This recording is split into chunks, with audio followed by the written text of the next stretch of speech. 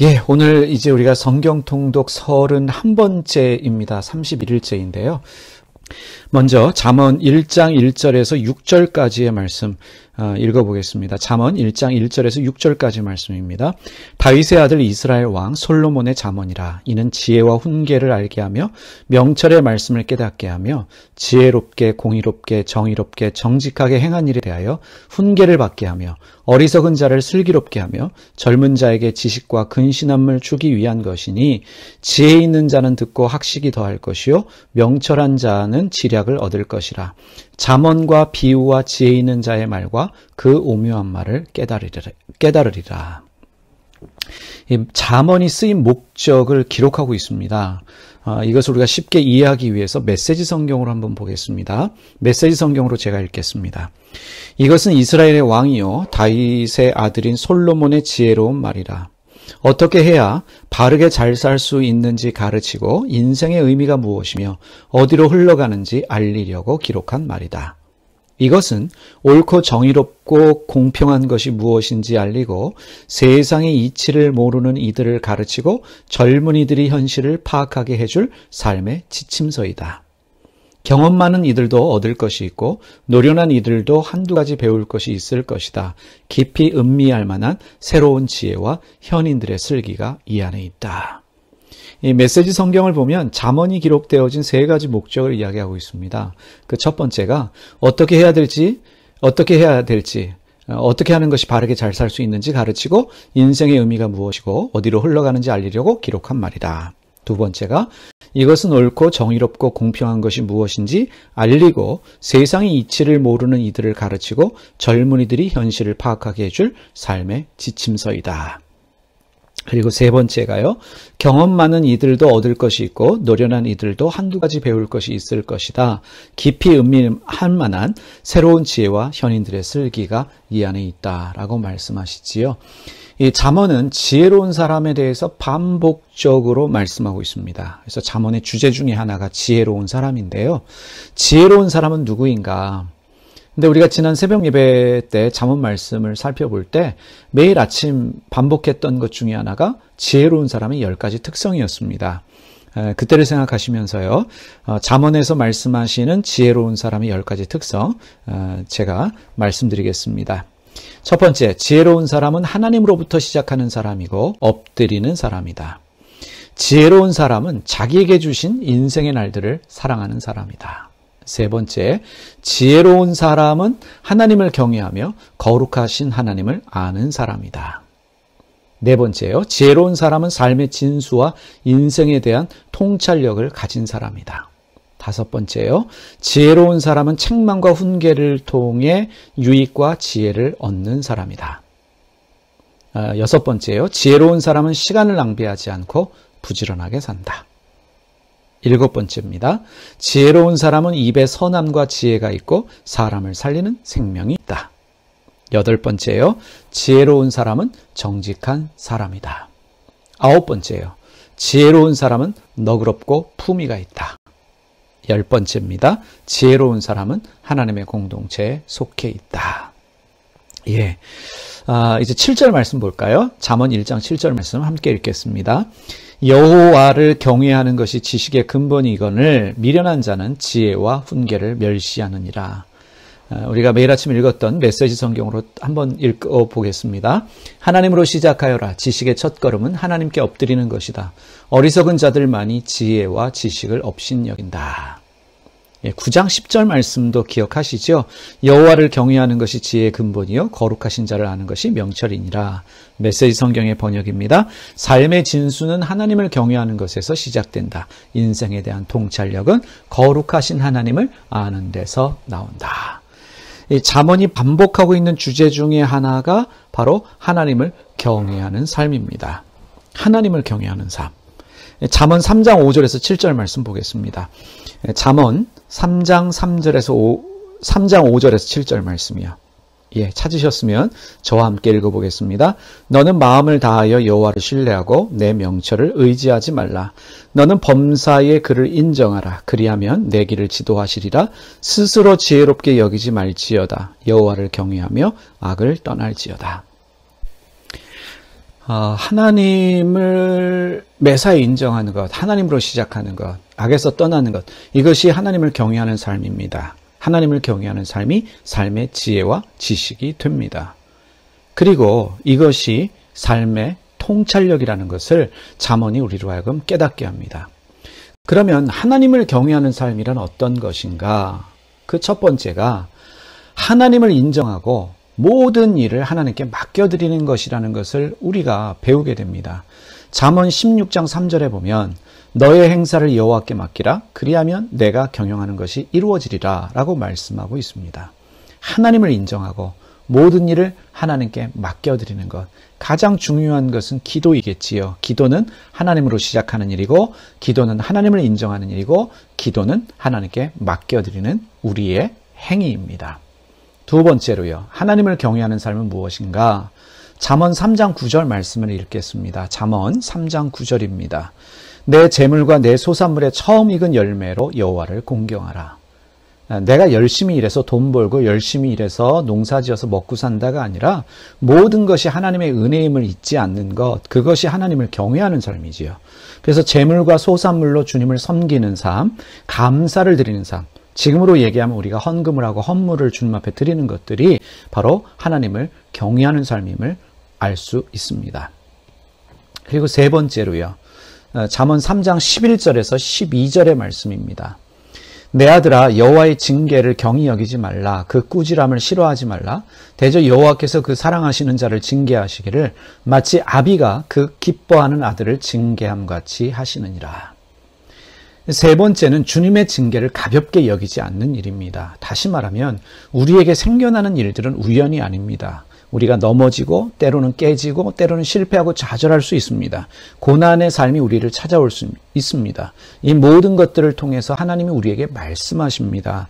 하나님이 우리를 간섭하십니다. 그래서 어떤 일이 있었을 때 주님의 뜻을 묻고 주님이 이 일을 허락하신 목적을 물으면서 늘 주님의 뜻을 찾는 삶, 그것이 주님을 경외하는 삶의 방식이라는 것을 우리가 배우게 됩니다. 네 번째로요. 잠언 16장 9절 말씀입니다. 잠언 16장 9절의 말씀 제가 읽습니다. 사람이 마음으로 자기의 길을 계획할지라도 그의 걸음을 인도하시는 이는 여호와시니라. 주님의 주권을 인정하는 것입니다. 하나님이 내 길을 인도하신다. 하나님이 이루신다. 하나님이 하신다. 결국은 하나님이 하신다. 이 믿음, 이것이 바로 하나님의 주권을 인정하는 일입니다. 이것이 하나님을 경외하는 삶인 것을 저희가 배우게 됩니다. 그런데 여러분 중요한 게 있습니다. 우리가 하나님께만 잘해서 주님을 경외하는 삶을 사는 것이 아닙니다. 여러분 십자가를 생각해 보십시오. 신앙은 십자가입니다. 하늘과 땅, 하나님과 나와의 관계가 중요하죠. 그리고 옆에 있는 이웃과의 관계도 중요합니다. 이웃에게 어떠한 말을 하느냐, 행동하느냐에 따라서 그가 하나님을 경외하느냐, 경외하지 않느냐를 볼 수 있습니다. 그래서 하나님을 경외하는 삶은 이웃과의 관계에도 적용되어집니다. 하나님을 경외하는 하나님의 사람으로 우리는 이웃에게 어떻게 해야 됩니까? 첫 번째, 잠언 3장 29절에서 30절 말씀입니다. 잠언 3장 29절에 30절 말씀 읽어보겠습니다. 내 이웃이 내 곁에서 평안히 살거든 그를 해하려고 꾀하지 말며 사람이 내게 악을 행하지 아니하였거든 까닭없이 더불어 다투지 마라. 그러니까 첫 번째가 이웃과 더불어 화평하고 악을 행하지 마라. 이것이 하나님을 경외하는 삶입니다. 이웃에게 화평을 제안하고 악을 행하지 않는 것. 이것이 여호와를 경외하는 삶이다. 기억하시길 바랍니다. 두 번째로 이웃을 속이지 말고 교만히 행하지 마라. 잠언 11장 1절에서 2절 말씀인데 제가 읽겠습니다. 잠언 11장 1절과 2절입니다.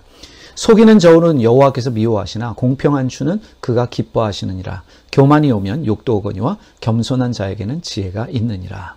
그러니까 이웃과의 관계에서 정직한 거 너무나 중요하지요. 이것이 바로 주님을 경외하는 삶입니다. 교만이 행하지 않는 삶, 이웃에게 겸손히 행하는 삶, 이것이 하나님을 경외하는 삶임을 우리가 기억하십시다. 세 번째로요. 잠언 14장 21절 말씀입니다. 14장으로 가셔서요. 21절 말씀. 이웃을 업신여기는 자는 죄를 범하는 자요 빈곤한 자를 불쌍히 여기는 자는 복이 있는 자니라. 이웃에게 긍휼과 자비를 베푸는 삶, 이웃을 업신여기지 아니하고 이웃을 긍휼히 여기는 나눔과 베품의 삶이 바로 하나님을 경외하는 삶입니다. 이웃에게 잘하는 것, 우리 신앙에 중요합니다. 신앙은 하나님과 나와의 관계입니다. 그리고 이웃과 나의 관계라는 거 기억하시길 바랍니다. 그래서 이웃에게 긍휼과 자비를 베푸는 것과 더불어서 그들을 업신여기지 않는 삶, 주님을 경외하는 삶이다. 우리가 배우게 되고요. 그리고 아주 중요한 것이 있어요. 우리가 기본적으로 하나님과 나의 관계도 알아요. 이웃과 나의 관계도 알아요. 그런데 중요한 것은 나와 나의 관계가 있습니다. 하나님과 이웃과의 관계뿐만 아니라 내 자신에게 내가 행하는 일이 하나님을 경외하는 삶이 될 수 있다는 것입니다. 내가 나를 위해서 해야 될 일이 있어요. 그 첫 번째는 무엇이냐면 잠언 4장 23절에서 24절입니다. 잠언 4장 23절에서 24절 말씀 제가 읽어보겠습니다. 모든 지킬 만한 것 중에 더욱 내 마음을 지키라. 생명의 근원이 이에서 남이니라. 구부러진 말을 내 입에서 버리며 삐뚤어진 말을 내 입술에서 멀리하라. 마음을 지키고 말을 함부로 하지 말라는 거예요. 그게 나를 위한 거예요. 왜냐하면 마음을 지키는 일은 생명의 근원이 거기서 나기 때문입니다. 왜 말을 함부로 하지 말아야 될까요? 말은 결과를 만들기 때문에 그렇습니다. 이러한 것이 나를 위한 것이고 이러한 것이 또한 하나님을 경외하는 삶입니다. 두 번째로 좌로나 우로나 치우치지 말고 악에서 떠나라 라고 말씀합니다. 잠언 4장 27절 말씀이죠. 좌로나 우로나 치우치지 말고 내 발을 악에서 떠나게 하라. 그러니까 좌로나 우로나 치우치지 않는 것, 좌도 우도 품을 수 있는 넓은 마음을 가지고 악에서 떠나는 것은 결국은 내가 해야 될 행위예요. 근데 그게 바로 나를 위한 것입니다. 그것이 바로 하나님을 경외하는 삶입니다. 그리고 세 번째로 내가 나를 위해서 해야 될 행위가 무엇이냐? 12장 24절입니다. 부지런한 자의 손은 사람을 다스리게 되어도 게으른 자는 불임을 받느니라. 게으르지 말고 부지런하라. 누구를 위해서? 바로 나를 위해서예요. 내가 나를 위해서 부지런하게 살아야 합니다. 게으르지 말아야 합니다. 이것이 하나님을 경외하는 삶임을 잠언이 깨닫게 합니다. 네 번째로요. 14장 27절이에요. 자, 14장 말씀으로 넘기셔서요. 27절 말씀 함께 읽어보겠습니다. 노하기를 속히 하는 자는 어리석은 일을 행하고 악한 계교를 꾀하는 자는 미움을 받느니라. 무슨 뜻입니까? 분노를 조절하라는 거죠. 화내는 걸 절제하라는 거예요. 화내지 않으면 그게 나에게 유익입니다. 그것이 바로 하나님을 경외하는 삶입니다. 마지막 다섯 번째로요. 16장 18절과 19절 말씀입니다. 16장 18절과 19절 말씀 읽겠습니다. 교만은 패망의 선봉이요 거만한 마음은 넘어짐의 앞잡이니라. 겸손한 자와 함께하여 마음을 낮추는 것이 교만한 자와 함께하여 탈취물을 나누는 것보다 나으니라. 이 마음을 낮추라는 거예요. 누구를 위해서? 바로 나를 위해서요. 교만하면 넘어지니까, 거만하면 넘어지니까 마음을 낮추는 것, 오만과 편견을 버리라 라고 말씀합니다. 누구를 위해서? 나를 위해서요. 이것이 바로 주님을 경외하는 삶입니다. 그리고 우리가 잠언 1장 그 메시지 성경으로 읽을 때에 우리가 보았던 부분이 있죠. 이 잠언의 말씀은 지혜롭다라고 여기는 경험 많은 이들도 얻을 것이 있고 노련한 이들도 한두 가지 배울 것이 있다. 깊이 음미할 만한 새로운 지혜와 현인들의 슬기가 이 안에 있다라고 말씀하시는데 우리가 새벽 기도 때 나누었던 내용들이 있어요. 현인들에 의해서 검증된 훌륭한 삶의 원칙 30가지가 있습니다. 바로 잠언에서 현인들에 의해서 검증된 훌륭한 삶의 원칙 이대로 해라. 이게 삶의 지혜고 삶의 명철이고 이렇게 사는 것이 주님을 경외하는 삶이다. 그 내용 30가지요. 제가 말씀드리고 오늘 이 잠언을 마치고 싶습니다. 자, 나눠보겠습니다. 첫 번째, 갑질하지 마라. 하나님은 갑질을 심판하신다. 두 번째, 혈기 있는 사람을 조심해라. 혈기는 전염이 되며 혈기는 영혼을 망친다. 세 번째, 빚을 내서 투자하지 마라. 환상에 사로잡힌 무리한 투자는 무모하다. 있는 것마저 빼앗기게 된다. 네 번째요. 남을 속이는 사기로 재물을 취하지 마라. 다섯 번째요. 자기 일에 능숙한 사람이 되어라. 자기 일에 전문가가 되어야 인정을 받는다. 여섯 번째요. 식사 예절을 지키고 식탐을 버려라. 일곱 번째요. 돈에 목숨을 걸지 마라. 여덟 번째요. 악한 자들과 어울리지 마라. 아홉 번째요. 누구와 대화하느냐가 중요하다. 암호하거나 대화하려고 하지 마라. 열 번째요. 힘없는 사람의 것을 강탈하지 마라. 하나님은 그들의 구원자이시다. 11번째, 배우며 공부하라. 12번째, 자녀를 훈계하라. 13번째요, 마음이 지혜롭고 입술이 정직한 사람이 되라. 14번째입니다. 항상 하나님을 경외하라. 그것이 너의 미래의 소망이다. 15번째 말씀드리겠습니다. 과음, 과식하지 마라. 16번째는 지혜와 교육과 통찰력을 사라. 그것이 부모에 대한 효도이다. 그리고 17번째, 사람에게 마음을 빼앗기지 마라. 세상에서 제일 무서운 것이 사람이다. 특히 이 부분은 우리가 어제 살펴봤던 솔로몬이 결국 끝이 안 좋았잖아요. 이유가 1000명이나 되는 이방 여자들에게 마음이 빼앗겼습니다. 그래서 하나님이 원하지 않는 일을 했어요. 우상 숭배를 했지요. 사람에게 마음 빼앗기지 말아야 합니다. 세상에서 제일 무서운 것이 사람이다 라는 것을 우리가 기억하면서 우리의 마음을 지켜야 되겠습니다. 18번째요. 술에 중독되거나 술의 감정을 조종당하지 마라. 19번째, 나쁜 사람의 성공을 부러워하지 마라. 그리고 그들을 멀리하라. 20번째요. 지혜가 있어야 근사하게 살 수 있다. 사람을 아름답게 하는 것은 화려한 집이 아니라 지혜이다. 21번째요. 전략으로 싸우되 다른 사람의 조언에 귀를 기울여라. 승리의 비결이다. 22번째요. 지혜롭고 진지한 토론이 가능한 사람이 되어라. 라는 것을 우리가 기억해야 됩니다. 23번째, 악한 일을 계획하지 말고 빈정거리지 마라. 24번째, 어렵다고 낙담하지 마라. 너는 별 볼 일 없는 사람이 아니다. 25번째, 어려운 사람을 외면하지 말고 도우라. 하나님은 외면하는 자의 책임을 물으신다.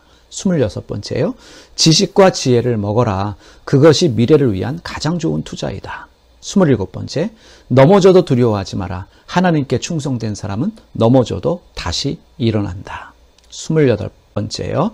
타인의 불행을 기뻐하지 마라. 하나님이 불쾌하게 여기신다. 29번째, 자기 자랑하는 사람 때문에 배아파하지 마라. 악한 사람의 성공은 미래가 없다.